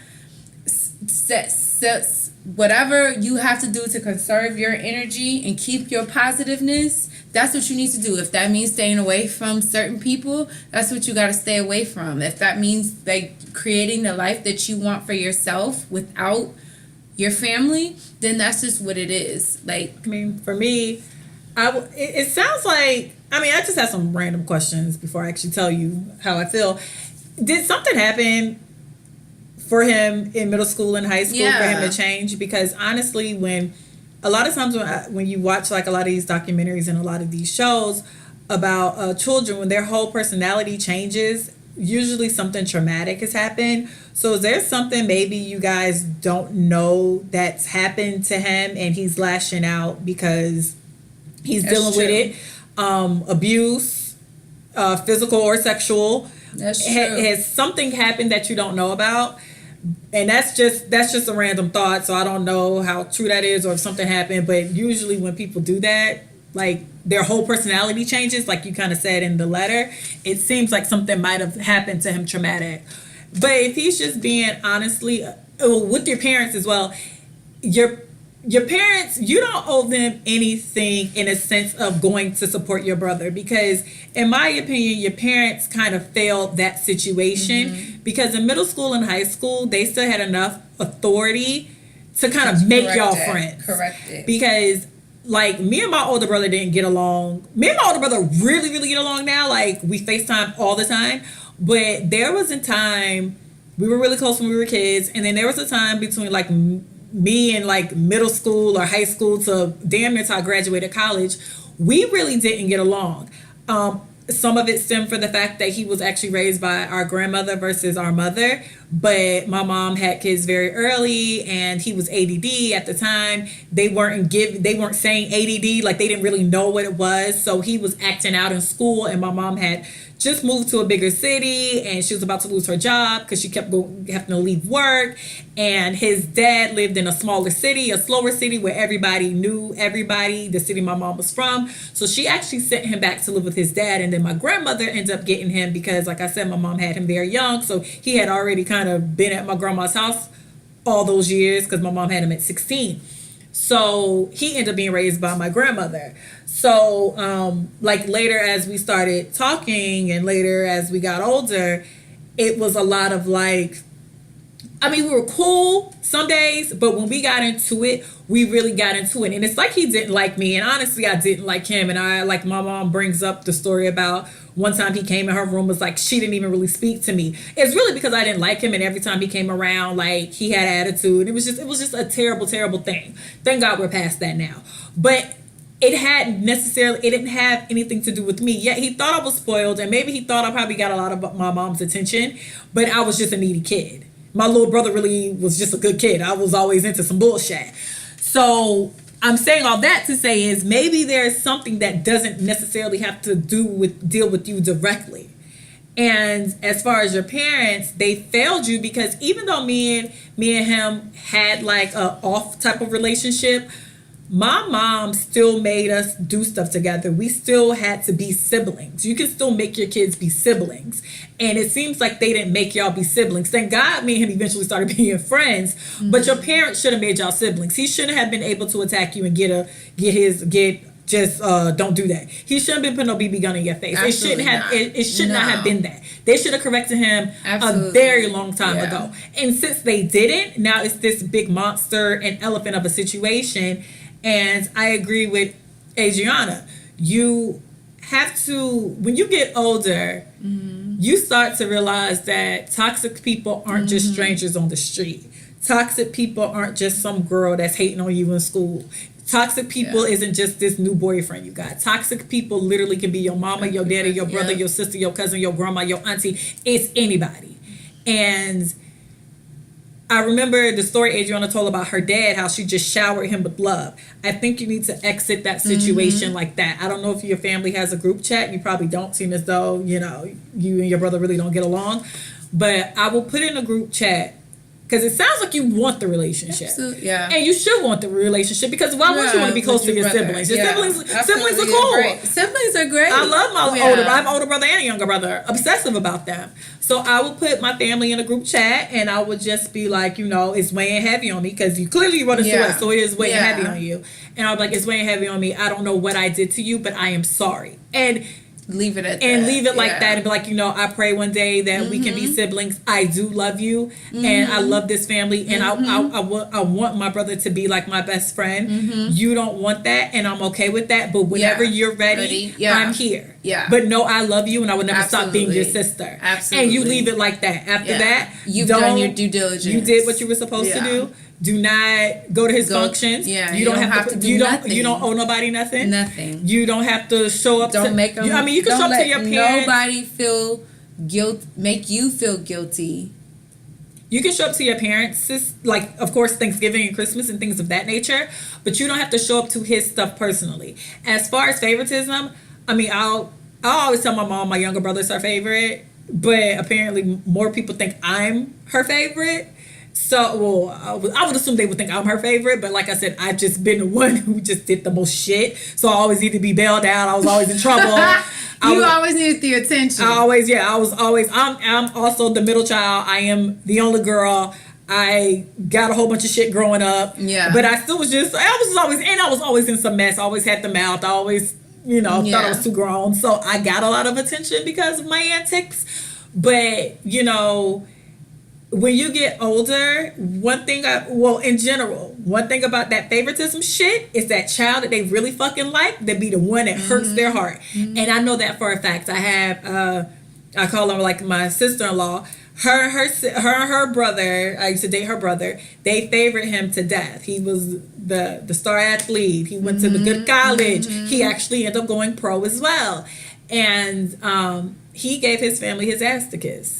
Never sent them money, never said thank you, I'm pro because of everything you guys did, never did anything, never showed up for family functions, just act like he didn't even know them. Wow. The sister ended up living at home, working. It was like helping them pay bills and going out of their way after she literally was like the forgotten child.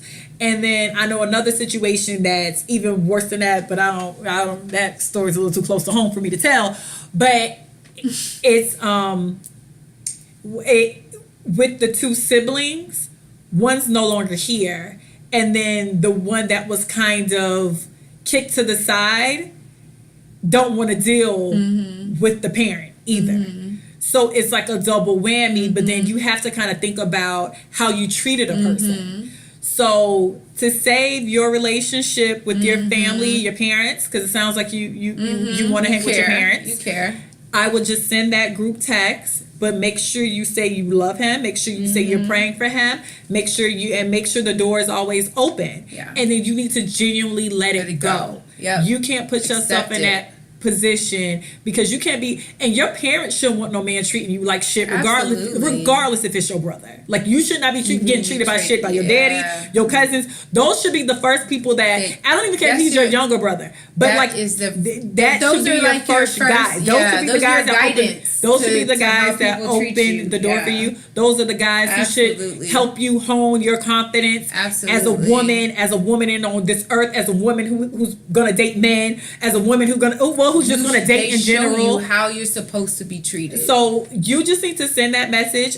Kill them with kindness and love. Yeah. You might not mean it. You might do mean it, but kill them with kindness and then pray every day. Absolutely. My older brother, when he was going through some stuff, he told me, he was like, what he did was pray for the people he was upset with every day.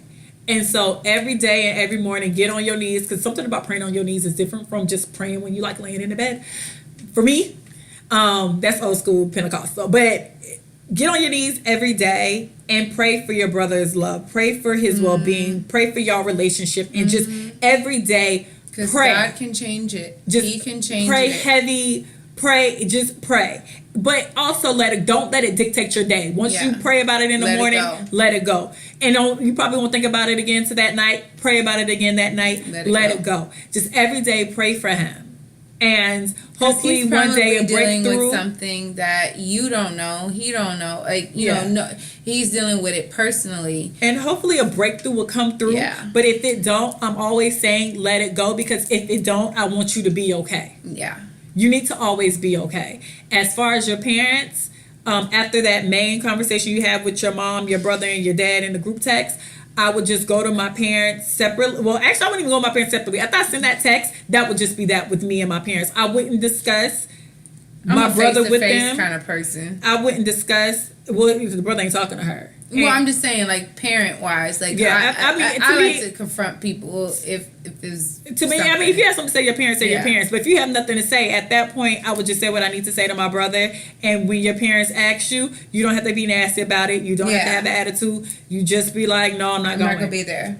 I can't make it. Yeah, I can't make it. I have a prior obligation. Yeah. No, I can't make it. I send my well wishes. And if he does something and you want to send him a gift card, send him a gift card. It don't matter. Just be like, oh, he did what? That's great. Here's a gift card. Thank you. And just keep sending your well wishes that way. And keep inviting your parents. And it seems like you're bothered that your parents didn't come to your stuff and you was up the street from them. Then have a conversation with them. Be like, I do feel quite slighted by how much attention you give XYZ. Moving forward, I would like you to, offer me the same attention. And then let it go. At the end of the day, say what you need to say, let it go, but then just pray for everybody every time you get a chance. And pray for your relief. Pray for your closure. Pray for the monkey off your back. Because I'm telling you, one day, I remember I was watching Terry McMillan talk about when she dated the guy, he ended up how Stella got her groove backstory, how she dated the guy and he ended up being gay. And she said she prayed, she was praying. And she said one day randomly, she just rolled down her window for something. But she said it felt like whoosh, like a fresh air came through and just took everything out the car. And then she realized in that very second she wasn't mad anymore. But that entire time she had been praying for exactly what happened. So it does happen. It does. But I do think, and I don't know if your family is into like therapy, but that is always an option as well. So it does happen. Granted, your brother's grown, so they can't force him to show up to therapy. But if therapy is on the table and therapy is an option for your family, I would definitely say go to therapy. But if that's not an option and they don't really care, fair word. I would send the text message with my brother in the message, letting him know I love him and the door is always open. I'll always be his sister. And then I would just have a private conversation with my parents about feeling slighted. And then after that, I will pray for everybody and I will decline all invites to my brother's functions because you should not be attacked. You should be not cussed out. You should not have no BB gun put in your face by some nigga, period. Even if that nigga's your brother. And just to piggyback off of what she said, just off of experience, like telling your parents how you feel about certain situations, even if it was from the past, I think is therapeutic. Because sometimes as parents, they don't know what they do, and we hold our parents to a certain standard, and we feel like sometimes that our parents can't, like they're not human and they can't make these mistakes or whatever. And then as we get older, we realize like, damn, my parents was fucking up. They shouldn't have done that shit. They shouldn't have done that shit with me. Like, I'm not, like, I don't understand how come they couldn't see that I was a different person. And for me, that happened. And, it took a lot of praying. And it took a lot of forgiveness. One, not even just, like, talking to them. It just, like, forgiving them because they're human. They thought that they knew what they were doing. They thought that they knew what was best. But really, they didn't know. And so you have to kind of you just have to forgive people because they don't know what they're doing.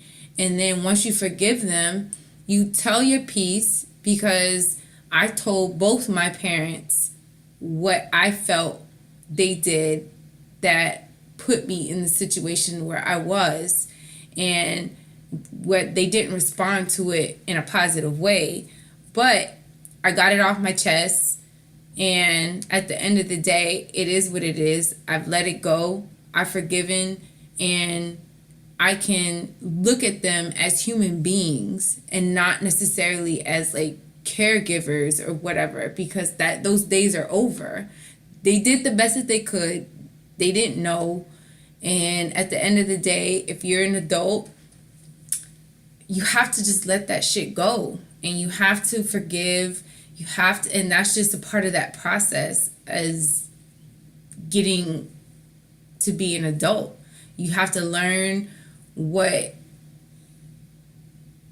is bothering you specifically, and then you have to like just let that shit, just let it go. Let it go. Let it go. Let it go. Let it go. Forgive. Pray over it. Pray, and just allow God to change, because he will fix the situation. Well, absolutely. Well, Shirley Caesar, here's to your Be free, be happy. It's all good. Right? God is love. You are love. We love you. It's okay. Hugs. Keep us posted, Shirley Caesar. I pray for you. I hope it works out for you.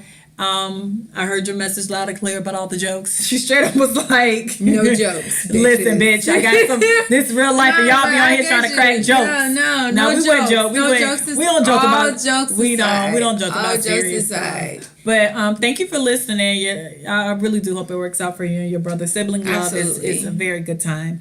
As far as that, guys, I am NatoyaEbony. You can find me on Facebook. No, you can't find me on Facebook because I'm hiding from you niggas. You can find me on Instagram and Twitter. You also can find Recovering. Follow me on Facebook, Adrianna Cool. Find me, and then we could tag her. And I definitely won't accept your friendship. I don't accept people I do know. You can find Recovering Party Girls on Instagram. You can find Party Girls Pod on Twitter.